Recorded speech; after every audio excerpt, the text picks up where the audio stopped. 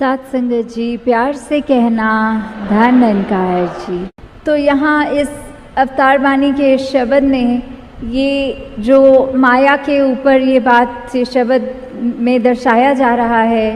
कि ये संसार में जो दिख रहा है, संसार भी अपने आप में पूरा का पूरा या जो कुछ भी हम देखते हैं अपने जीवन में अनुभव करते हैं, इन आँखों से जो कुछ दिख रहा है वो सब माया ही है। वो इल्यूजन रूप में जो कहा जाता है कि कैसे ये माया के का ही रूप है संसार, उस तरह की आज है कल नहीं, क्षण भंगुर वाली बात कि ये इसका तो आना जाना लगा ही रहेगा। जैसे कभी एक उदाहरण के तौर पे एक चीज़ हमारे जीवन में, अगर अभी हमको भूख है तो हमारे आगे भोजन आ जाता है, तो उसके बाद हमारा इच्छा ये पहले रहती है कि भूख लग रही है तो भोजन दिखे, पर जैसे ही हमारा वो पेट भर गया, हमारी वो इच्छा की पूर्ति हो गई, तो फिर बस हम बीच में कभी कभी तो पूरा फुल्का भी नहीं समाप्त करते, आधे में ही छोड़ देते हैं। वैसे ही कोई भी चीज़ अगर है जो हमको भ्रमित भी करती है, लौड़ करती है अपनी तरफ, कि कैसे ये आकर्षण जो है इतनी चमक दमक दुनिया की कि कुछ भी देखा जाए हम उसकी तरफ इतने प्रभावित हो जाते हैं कि हम ये भूल जाते हैं उस समय कि कोई चीज़ हमको टेम्पररी ये सुख दे रही है, ये साधन सिर्फ ज़िंदगी जीने के लिए है, पर हम इतने इम्पोर्टेंस दे देते हैं वो साधनों को ही कि अपनी ज़िंदगी को उन साधनों के इर्द गिर्द घुमा लेते हैं। तो इस पे हमको विचार करना चाहिए कि कैसे सिर्फ ये जो माया का रूप ये परछाने वाला है, तो जब तक ये याद रहेगा कि ये एक आने जाने वाली चीज़ नहीं है, ये टेम्पररी है, ये कोई परमानेंट चीज़ नहीं है, तो उतना ही हम उससे एक अपना ऐसा साधनों के इस्तेमाल तक ही लिमिटेड रहे, उसको अपने मन पे अपने दिमाग पे इतना ना चढ़ा लें कि बिना उन साधनों के वो गुजारा होना संभव नहीं है। हाँ जी। सुख दुनिया दे परछावे ने जेकर प्रीता पाएगा, टल गए परछावे जिस दम रोएगा कुरलाएगा। तो यहाँ परछाओं की तरह ये दुनिया में सब ये माया को कंपैरिजन में किया जा रहा है कि जैसे अगर हम कहीं खड़े होते हैं, हमारे अगर पीछे से लाइट आ रही हो तो अपनी परछाई हमें आगे दिखती है, और अगर हम उसको पकड़ने की भी कोशिश करेंगे तो जितनी तेज़ हम आगे परछाई की तरफ जाएंगे उतनी तेज़ परछाई और आगे को जाएगी। तो ये माया भी उसी के संतुलन, उसी मुकाबले में ऐसे ली जा रही है कि ये तो एक परछाई ही है, हम चाहकर भी वो परछाई को नहीं पकड़ सकते, और जितना पकड़ेंगे उतना और उसका प्रभाव हमारे ये मस्तिष्क में आएगा, ये इस तरह हमारे जीवन में उसका असर आएगा। तो इन परछाओं को, ये टेम्पररी चीज़ों को, कि अभी आज एक खिलौना बच्चे को चाहिए, जैसे वो उसको माता पिता वो दिला देते हैं, तो अब कल को वो उस खिलौने से ही बोर हो जाता है, वो बस उसने जितना खेल लिया एक आधे दिन में खेल के, अब अगले दिन उसकी इच्छा एक नए खिलौने की तरफ करती है।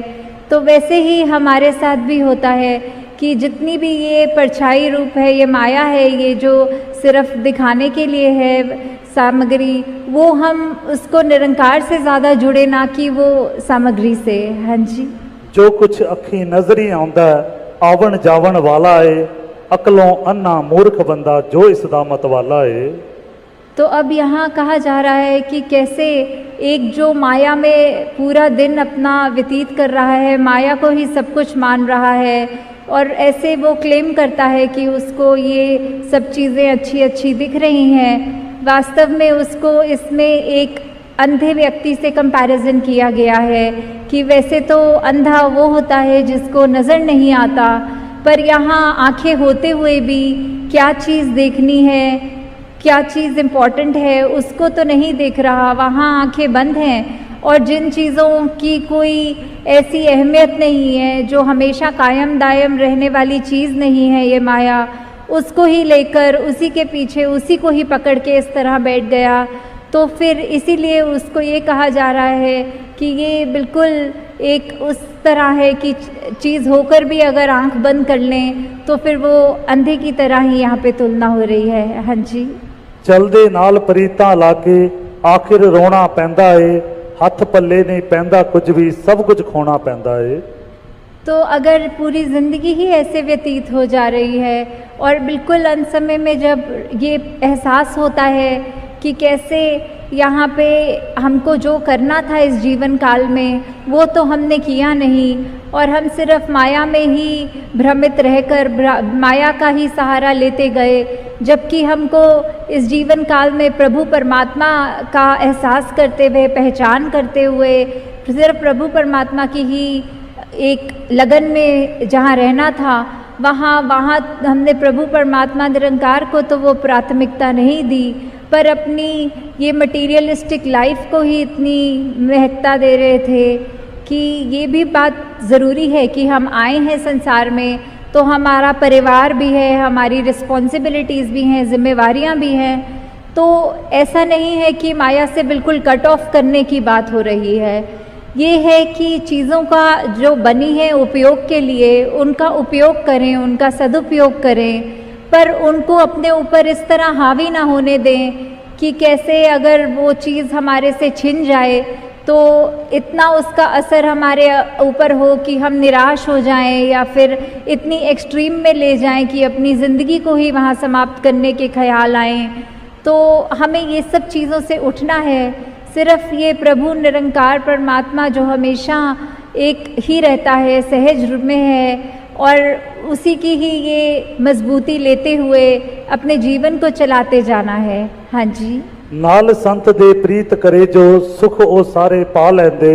संत अवतार करे जे कृपा अपने नाल मिला लेंदे। तो कैसे संतों का योगदान रहा है एक इंसान पर कि कैसे वो प्रभाव इस तरह अपना छोड़ते हैं कि जब हम सत्संग में आते हैं और यहाँ का प्रभाव उस तरह जो वचन बोले जाते हैं उनको इस तरह से अपने जीवन में उतारते हैं कि हमें फिर ये लगता है कि संतों ने हमारे को सही मार्ग दिखाया है। युगों युगों से, आज की बात नहीं, ये जब से दुनिया कायम दायम है, संत प्रवृत्ति वाले सभी ने यही शिक्षा दी है, वही मार्ग बताया है कि कैसे हमें अपने आप को फोकस रखते हुए ठीक डायरेक्शन पे एक जो रास्ता है वो सही चुनाव करना है। हमें कैसे सिर्फ अच्छाइयों को ही देखना है, किसी के अंदर खामी नहीं देखनी। कोई भी वस्तु, इंसान तक ये माया का रूप है तो उसके अंदर भी हमें कुछ बुराई को नहीं देखते हुए या उसकी अच्छाई या बुराई से इतने प्रभावित नहीं होते हुए कि हम अपना फोकस खो के सिर्फ उसी पे टिप्पणी करते रहें या उसी के बारे उस तरह मन में सोचते रहें। तो इस तरह से हमें और भी उदाहरण चाहे देख लें कि कभी हमें ये भी लगता है कि एक माया का रूप कोई गैजेट ले लें, कोई फ़ोन वगैरह कुछ भी ले लें, जब तक वो नया है हम उसकी कितनी संभाल करते हैं। दिन ब दिन जैसे जैसे वो पुराना होता जाता है फिर हमें उसकी इतनी परवाह नहीं रहती जितना पहले रहता है, और उसके बाद वो मन फिर से करता है कि अब अपने उस गैजेट को बदल लें और कोई नई एक चीज़ खरीदी जाए, उसको रिप्लेस किया जाए। तो ऐसे ही संसार ने तो ये जो वस्तुएं हैं इनका तो ये चलना रहता ही रहेगा, पर हमारे को ये संत ये क्या सिखा रहे हैं, ये सत्संग में आने का हमारा मकसद क्या है, ये सिर्फ प्रभु परमात्मा निरंकार की बात कि कैसे हमको एक ये गौतम बुद्ध भगवान जी ने भी यही अपने ये भावों में रखा था। उन्होंने दोनों जिंदगियां देखी थी कि कैसे वो एक राजा के रूप में भी ज़िंदगी को बिताते हुए, महल माड़ियाँ होते हुए, और फिर एक वो उनकी मेडिटेटिव वो ज़िंदगी जहाँ उन्होंने अपने आप को अलूफ करके, बिल्कुल अकेला करके, तो बीच में उन्होंने एंड में जो निष्कर्ष निकाला वो उन्होंने यही निकाला कि दुनिया के ये जो दो एक्सट्रीम्स हैं इसको तो हमने उस तरह नहीं अपनाना, पर ये जो मध्य मार्ग है, ये जो बैलेंस है, इसको मध्य मार्ग को ही हमको चुनना है कि जहाँ ना बिल्कुल कोई उतराई की बात, ना बिल्कुल चढ़ाई की बात, बस एक ही बात कि कैसे हमको अपने जीवन में ये सारी माया होते हुए भी, ये संसार जो माया का रूप है वो होते हुए भी हमें कैसे उस माया से बचते हुए सिर्फ और सिर्फ ये परमात्मा में अपना ध्यान जोड़ना है। कैसे हम ये जो ब्रह्म ज्ञान की दात जो प्राप्त कर चुके हैं उसके बाद भी अगर हम उससे ज़्यादा, निरंकार से ज़्यादा इम्पोर्टेंस अगर और किसी को दे रहे हैं तो इसमें कमी हमारी ही है कि हम कैसे उसको, इतना जो अनमोल सी वस्तु है उसको लेते हुए ध्यान में नहीं बल्कि और चीज़ों में दिन रात लगे हुए हैं। तो ऐसे ही वही बात कि जहाँ पे हमें एक जैसा नहीं अपना जीवन को सहज भी बनाना है, हमें उतार चढ़ाव कैसे भी हो, कोई भी हमें किसी भी भ्रम में डाल दे। कभी कभी माया तो इतने सूक्ष्म रूप में भी आती है कि हमने चाहे किसी को उस तरह से देखा नहीं हो, पर कोई अन्य व्यक्ति कह देता है कि पता है वो फलाने बंदे ने आपके बारे में ऐसा कुछ कह दिया है, तो हम वहीं पर अब उस व्यक्ति के लिए मन में ऐसी ओपिनियन बना लेते हैं। तो उस समय वो छोटी सी चीज़ भी, जो कि पता नहीं सचमुच उस व्यक्ति ने कही भी है हमारे लिए कि नहीं कही, फिर भी वो ओपिनियन बनाकर हमारे को उस समय वो उस तरह भी भ्रमित किया जा रहा है। तो बस यही बात कि अंत में कि ये जो डिटैच्ड अटैचमेंट वाली बात होती है कि हमें ये जीवन मिला है, ये सारे सुख समृद्धि मिलती है, ये हमारे लिए वस्तुएं भी हैं हमारे आराम के लिए, उनका उस तरह इस्तेमाल करें कि जब तक हमारे पास वो चीज़ें हैं वो शुक्राना करें, और अगर कुछ हमें दिख रहा है कि किसी और के पास है हमारे पास नहीं, उसमें भी शुक्राना ही करें कि चलो जितना दिया निरंकार ने हमें उतना हमारे लिए अच्छा है। और उन चीज़ों का ऐसा प्रभाव भी ना पड़ने दें कि कभी अगर वो चीज़ हमारे पास थी और अब आज की डेट में नहीं है तो इतना उससे हम अटैच हो गए कि अब उसका ना होना हमारे को अंदर से हमारे मति भी मार रहा है, दिल को भी बुझा रहा है और ऐसे डिप्रेसिव ख्याल दे रहा है। तो दासी ने पहले ही बहुत आप सबका ये जो उत्साह है आप सबका सेवा के प्रति, सिमरन के प्रति, सत्संग के प्रति, ये बढ़ता चला जाए। तो दासी और समाना लेते हुए इन्हीं शब्दों से आपसे आज्ञा चाहेगी और यही अंत में फिर से गुजारिश कि जब हम अगर सत्संग में हैं तो सत्संग को प्लीज़ सत्संग की तरह ही लें। वो कोई मेला नहीं है, वो कोई ये बात ना सोचते हुए कि हम बस आएंगे आपस में सहेलियों के साथ बैठ के बातें करके घर को जाएंगे। नहीं, ये तो इतना ऊंचा स्थान है सत्संग का। यहाँ एक एक वचन भी अगर हम नहीं, अगर मिस कर रहे हैं आपस की बातों में, और वो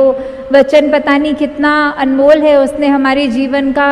क्या क्या बदलना है, क्या क्या रूप निखारना है, हम संगत होते हुए भी संगत को नहीं सुन रहे हैं, तो इससे बड़ा दासी ये कहना चाहेगी कि नुकसान कोई नहीं है। तो हम अपना नुकसान ना करें, अपने पैर पे कुल्हाड़ी ना मारें। जो निरंकार ने ये अवसर प्राप्त करवाया है सत्संग का, उसका हर पल सत्संग को सत्संग की तरह ही लें। साथ संगत जी, धन निरंकार जी।